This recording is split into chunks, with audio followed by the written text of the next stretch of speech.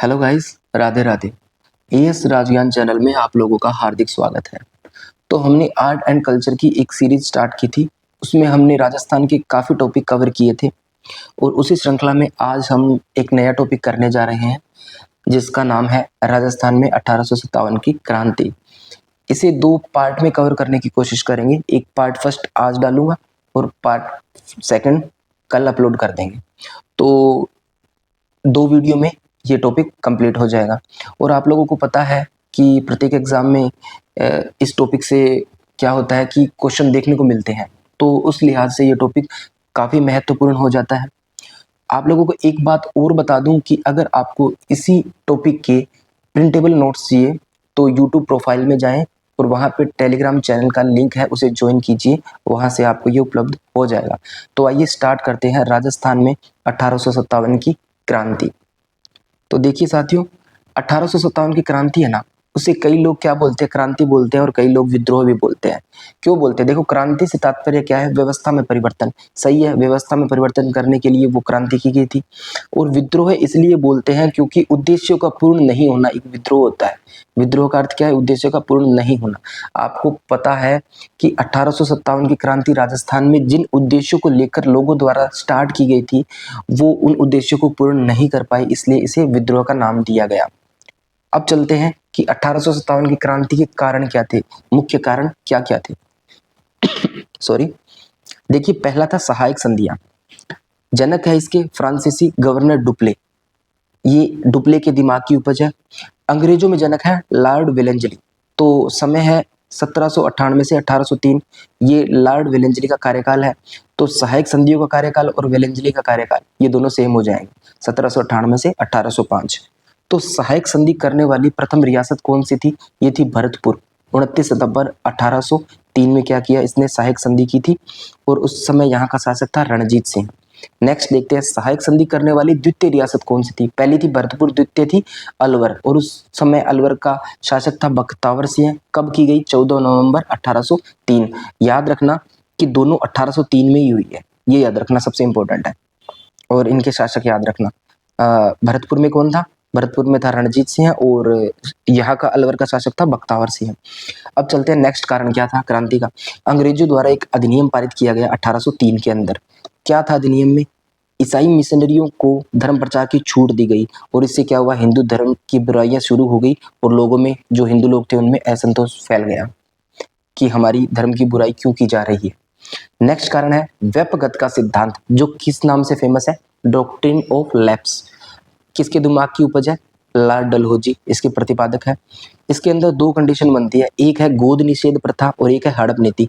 देखो, गोद निषेध प्रथा है ना, राजा अपने बाद दत्तक पुत्र को अपना उत्तराधिकारी नहीं बना सकता था, इसमें कंडीशन थी। दत्तक पुत्र मतलब जिसको गोद लिया जाता है। किसको? जिसको गोद लिया जाता है उसे दत्तक पुत्र कहते हैं।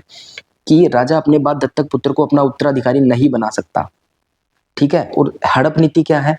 कुशासन का आरोप लगाकर रियासत को अंग्रेजों के साम्राज्य में मिला लिया जाता था, विलय कर लिया जाता था, इसे हड़प नीति बोलते थे। और ये दोनों जो नीतियां है ना, ये व्यपगत के सिद्धांत के अंतर्गत आती हैं। ओके, अब चलते हैं राजस्थान में जो एक है ना, जो ब्यावर जिला है, इसे हड़प नीति के तहत क्या किया गया था? अंग्रेजों द्वारा हड़पा गया था। ये इंपॉर्टेंट है ब्यावर कि राजस्थान का ऐसा कौन सा जिला है जिसे हड़प नीति के तहत हड़पा गया? वो है ब्यावर। क्या है? ब्यावर। ये पहले अजमेर में पड़ता था ब्यावर, अब अलग जिला होने के बाद में ब्यावर को अलग कर दिया गया। ओके, अब चलते हैं आगे। फोर्थ कारण है इसका धार्मिक अयोग्यता अधिनियम, जिसे लेक्स लोकी कानून भी कहते हैं, 1850 का ही। क्या था? लॉर्ड डलहौजी ने इसका प्रतिपादन किया और जो कि क्या था? भारत का गवर्नर जनरल था। क्या है इसमें? यदि कोई भारतीय अपना धर्म परिवर्तन करता है तो उसे उसकी पैतृक संपत्ति से वंचित नहीं किया जाएगा। कि धर्म परिवर्तित कर दिया ना, तो उसको पैतृक संपत्ति से वंचित नहीं किया जाएगा। अब देखो, डाकघर अधिनियम, ये भी कारण था। क्या था? 1854 का डाकघर अधिनियम, लॉर्ड डलहौजी था। इसका प्रतिपादक भी कौन है? लॉर्ड डलहौजी। अंग्रेजी सेना में नियुक्त भारतीय सैनिकों के लिए निःशुल्क डाक सेवा बंद कर दी गई इस अधिनियम के तहत, और इससे क्या हुआ? असंतोष फैल गया। अब नेक्स्ट है ये तो 1854 का था। अब एक नया कारण और आ गया, सेना भर्ती अधिनियम 1856। इसमें क्या हुआ, भारत का गवर्नर जनरल था लॉर्ड कैनिंग उस समय। क्या था, कैनिंग था। इसमें 2 शर्तें थी या 2 नियम थे। अब भारतीय सैनिकों को विदेश जाकर युद्ध करना पड़ेगा। पहले कंडीशन ये थी कि जो अंग्रेजी सेना में अपने भारतीय सैनिक जो शामिल थे ना, वो भारत के अंदर युद्ध करते थे और भारत में ही उनको सेवाएं देते थे अंग्रेजों को अपनी सैनिक बनकर। पर अब क्या है, इस कानून के तहत, सेना भर्ती अधिनियम कानून के तहत, अब जो अपने जो भारतीय सैनिक है ना अंग्रेजी सेना में, उनको विदेश जाकर भी युद्ध करना पड़ सकता था। और नेक्स्ट है, भारतीय सैनिकों को अब बी की जगह ए दे दी गई।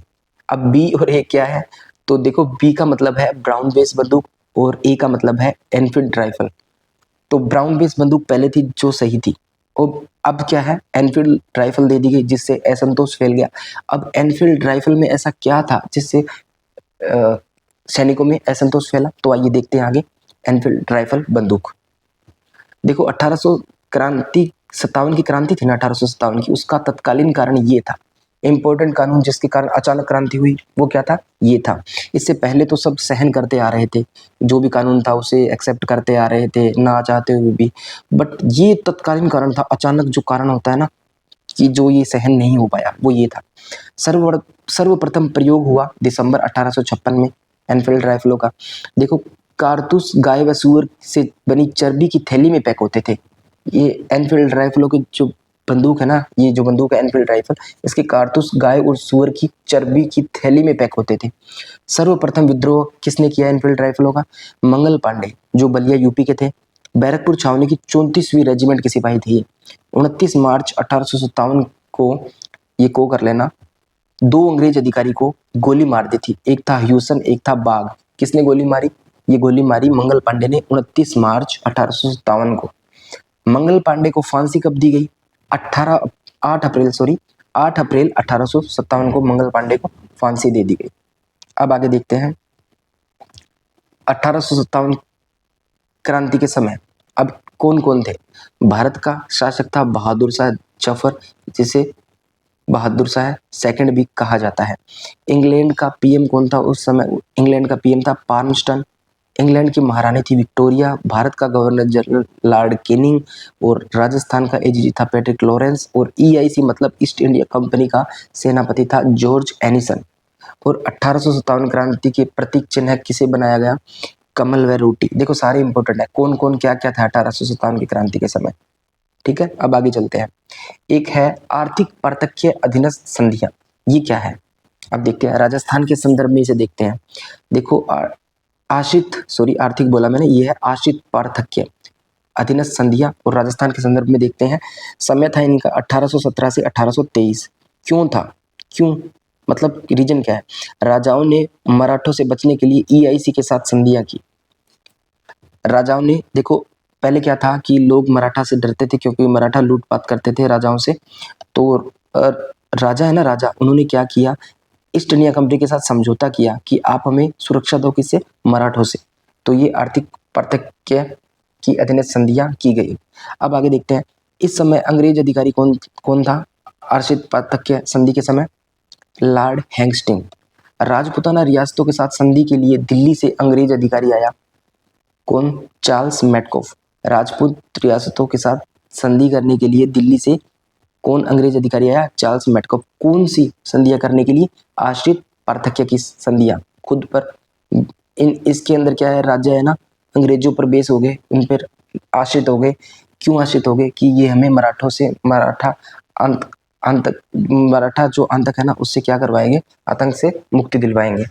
ओके, आगे चलते हैं। इसका सहयोगी था उस समय कर्नल जेम्स टोड।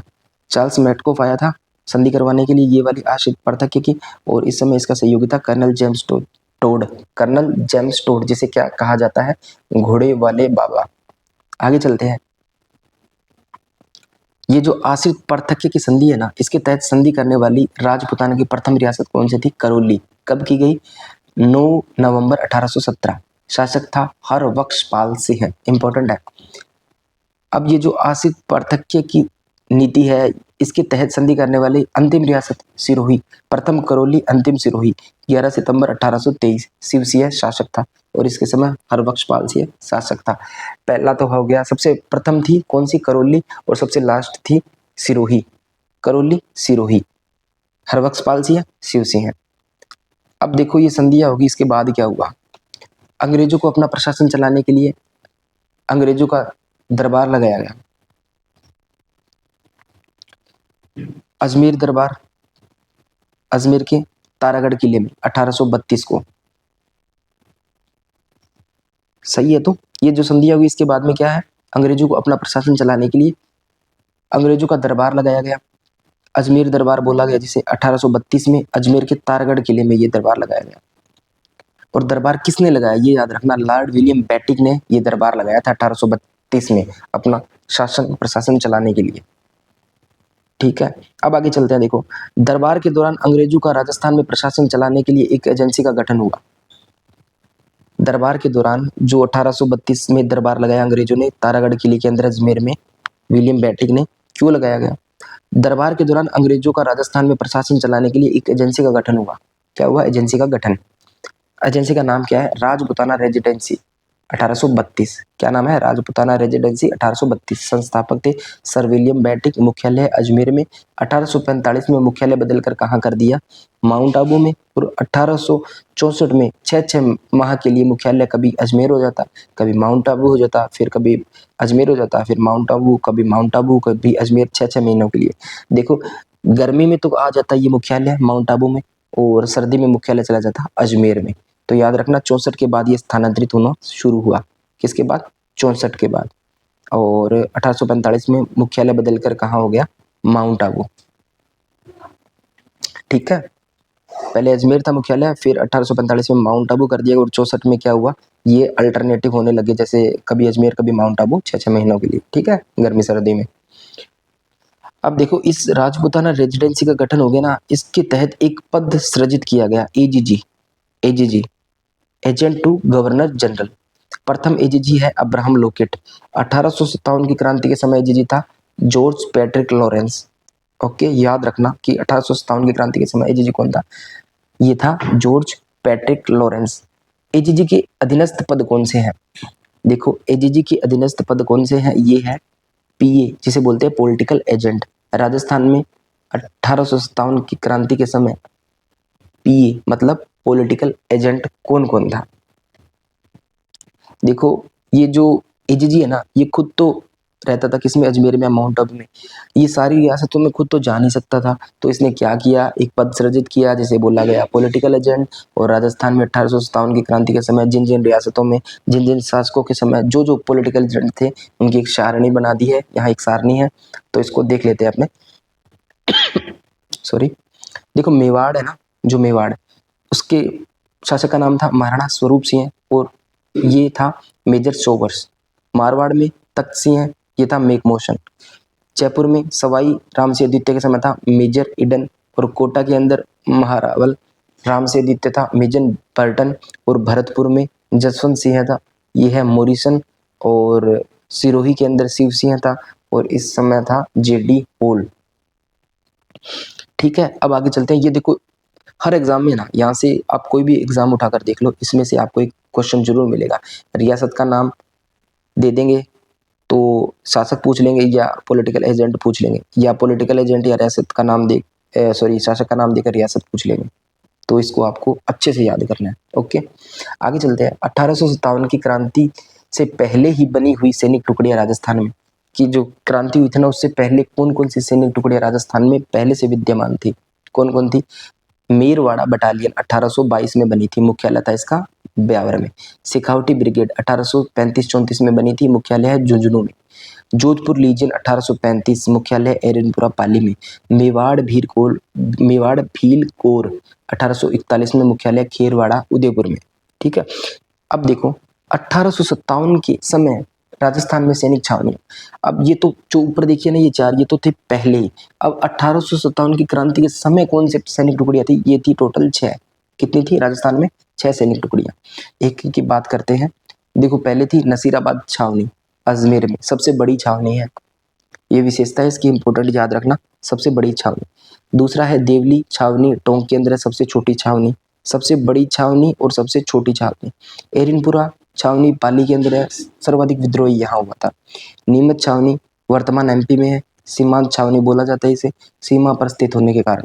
ठीक है, राजस्थान और एमपी की सीमा पर है। अब है खीरवाड़ा छावनी, ये है उदयपुर में, और ब्यावर छावनी ये है ब्यावर में। याद रखना ये दो छावनी ऐसी थी 1857 के विद्रोह में दोनों छावनियों ने भाग नहीं लिया था। याद रखना 1857 की क्रांति के समय 6 में से कौन सी कौन सी ऐसी सैनिक छावनियां थी जिन्होंने 1857 की क्रांति में भाग नहीं लिया था, तो वो थी खेरवाड़ा छावनी उदयपुर और ब्यावर छावनी ब्यावर। ओके, आगे चलते हैं। देखो 1857 की क्रांति है ना, भारत में देखो इसको थोड़ा कंपैरिजन से समझते हैं भारत और राजस्थान के संबंध में। भारत में शुरुआत हुई 10 मई 1857। कहाँ भारत में शुरुआत हुई 10 मई 1857, और यहाँ पर कब हुई 28 मई 1857। राजस्थान की बात कर रहे हैं यहाँ पे, और भारत की बात कर रहे हैं यहाँ पे। अब देखो कहाँ कहाँ से शुरुआत हुई, मेरठ यूपी से, और कहाँ हुई नसीराबाद अजमेर से। टुकड़ी कौन सी थी जिसने ये विद्रोह स्टार्ट किया, 20वीं नेटिव इन्फेंट्री, और प्रमुख था कदम सिंह है। यहाँ टुकड़ी थी कौन सी, 15वीं नेटिव इन्फेंट्री ने विद्रोह शुरू किया, और यहाँ के प्रमुख कौन थे, बख्तावर सिंह। कौन थे, बख्तावर सिंह। अब आगे चलते हैं। तिथि रखी गई थी, ये जो है ना 1857 की क्रांति,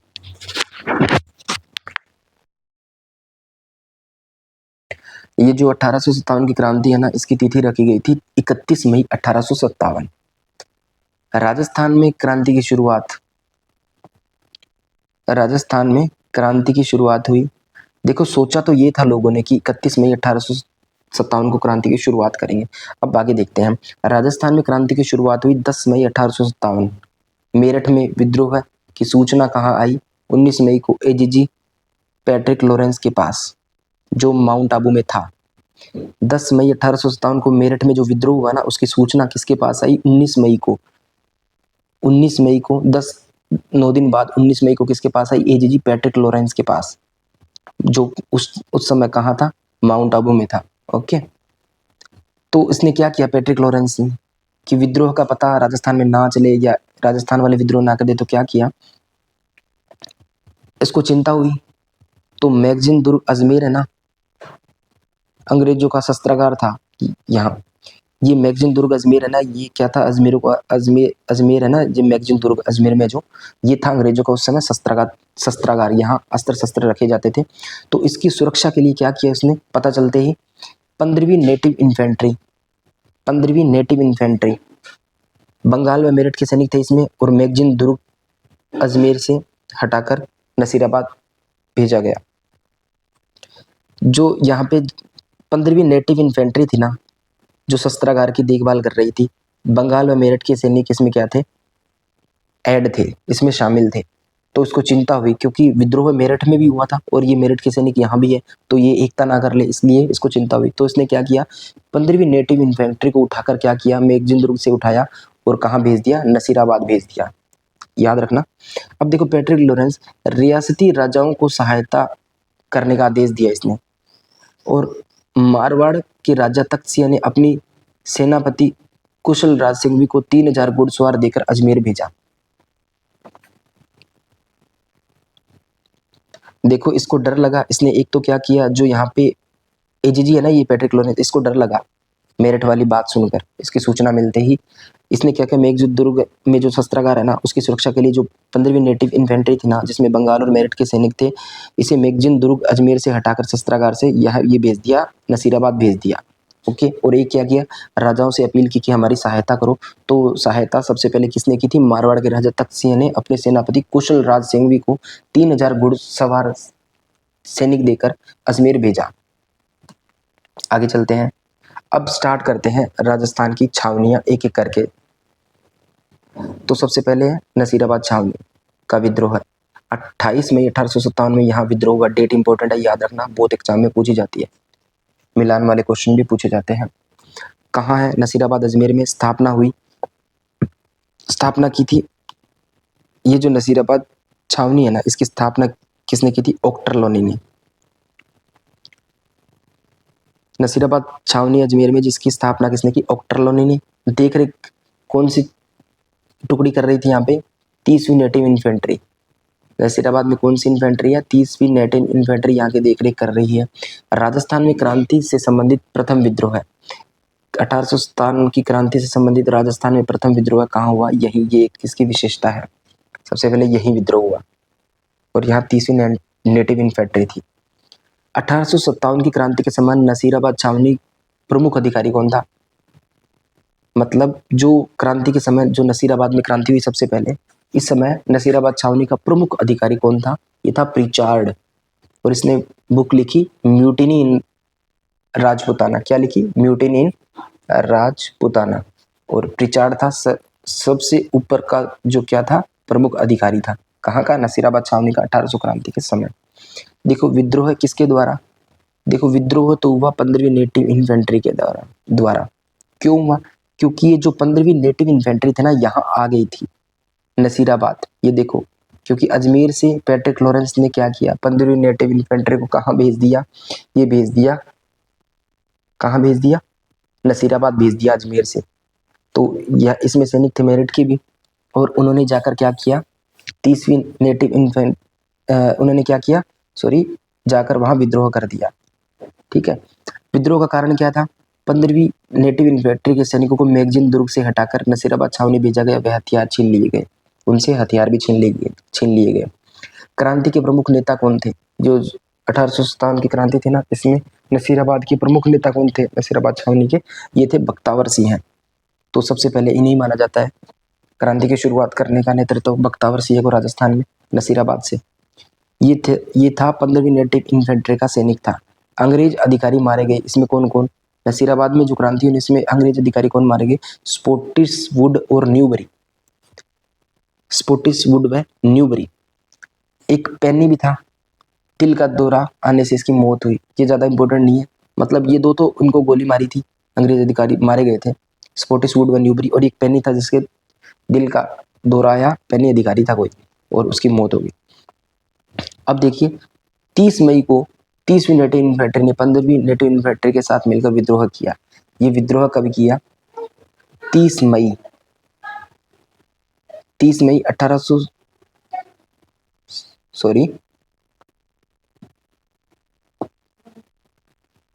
30 मई को 30 मई 1857 है। 30वीं नेटिव इन्फेंट्री ने 15वीं नेटिव इन्फेंट्री के साथ मिलकर विद्रोह किया।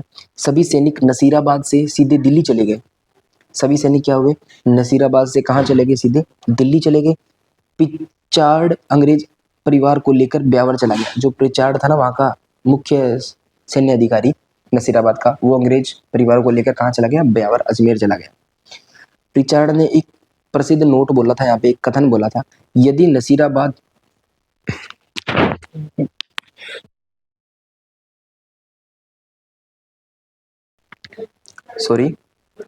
प्रिचार्ड ने कथन बोला था, यदि नसीराबाद छावनी के सैनिक दिल्ली के बजाय अजमेर पहुंचते तो इस क्रांति का स्वरूप कुछ और होता और ये क्रांति सफल हो जाती। पर उन्होंने गलती की, वो दिल्ली की तरफ गए। इतने सैनिक थे, उन्हें जाना चाहिए था कहाँ पे?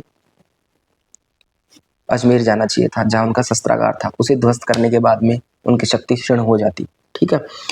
नसीराबाद छावनी में डीसा या दिसा जो गुजरात में पड़ते हैं, से यूरोपियन सैनिकों को बुलाया गया। ठीक है, याद रखना। अब चलते हैं, नेक्स्ट है भरतपुर का विद्रोह है। भरतपुर का विद्रोह हुआ, वो था 28 मई को। कौन सा? नसीराबाद वाला। अब है भरतपुर अब है भरतपुर का विद्रोह। यह है 31 मई 1857 को। शासक था जसवंत सिंह, जो नाबालिग था। प्रशासन संभाला किसने? मोरिसन ने। प्रशासन मोरिसन ने संभाला और वो देख रेख कर रहा था, भरतपुर का प्रशासन देख रहा था, उसके नाबालिग होने के कारण जसवंत सिंह के। भरतपुर के सैनिकों को दौसा भेज दिया। भरतपुर के सैनिक है ना, दौसा भेज दिया। यहाँ मेओ व गुजरों ने विद्रोह किया और मोरिसन क्या हुआ? आगरा भाग गया।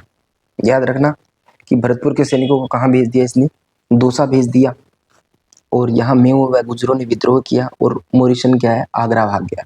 आगे चलते हैं, नेक्स्ट देखते हैं। इसमें देखो ज़्यादा कोई खास याद करने की जरूरत नहीं है। भरतपुर में इसकी बस तारीख याद रखना, और ये जो शासक है इसका नाम, क्योंकि ये नाबालिग था, और प्रशासन किसने संभाला? मोरिसन ने।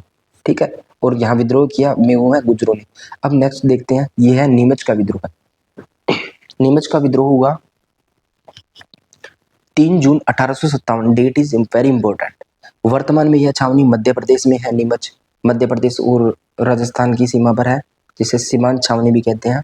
नीमच को सीमांत छावनी कहलाती है, सीमा पर स्थित होने के कारण। नीमच छावनी अधीन थी किसके? मेवाड़ के पीए मेजर सावर्स के। याद रखना, नीमच छावनी किसके अधीन थी? मेवाड़ के पीए मेजर सावर्स के। नीमच छावनी सुपरिटेंडेंट कौन था? Major Laird. ज़्यादा इंपॉर्टेंट नहीं है। अंग्रेज अधिकारी प्रमुख था इस समय यहाँ का कर्नल एबट।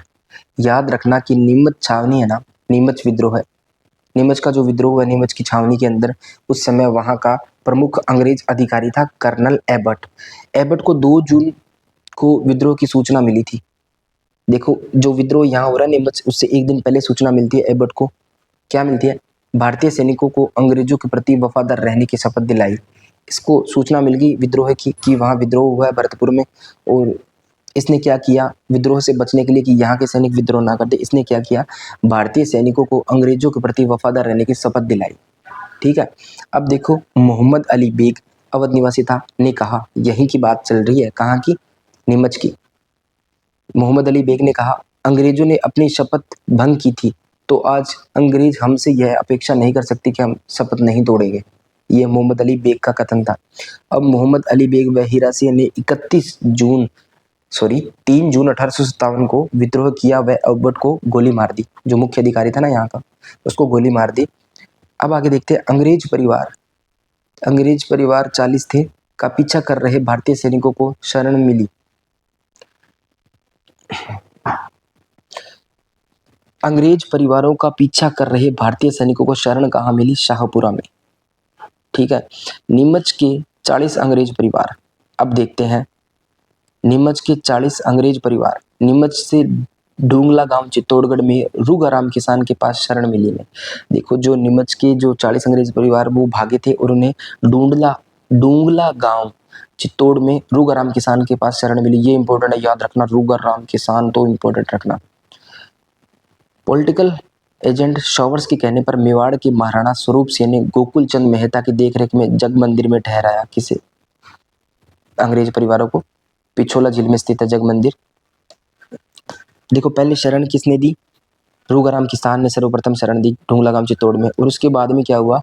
पॉलिटिकल एजेंट है ना जो सावर्स, मेजर सावर्स के कहने पर मेवाड़ के महाराणा स्वरूप सिंह ने गोकुल चंद मेहता के देखरेख में, ये इंपॉर्टेंट है, फिर गोकुल चंद मेहता इसके देखरेख में जग मंदिर में इन 40 परिवारों को ठहराया। ठीक है, जो पिछोला झील में स्थित है। अब देखिए आगे, मेवाड़ को साथ लेकर सावर्स नीमच के सैनिकों का दमन करने चला गया। मेवाड़ को साथ लेकर सावर्स नीमच के सैनिकों का दमन करने चला गया, क्योंकि इसके अंडर में आती थी छावनी। रास्ते में मेवाड़ के सैनिकों ने आटे में हड्डियां मिलने की जानकारी से विद्रोह कर दिया।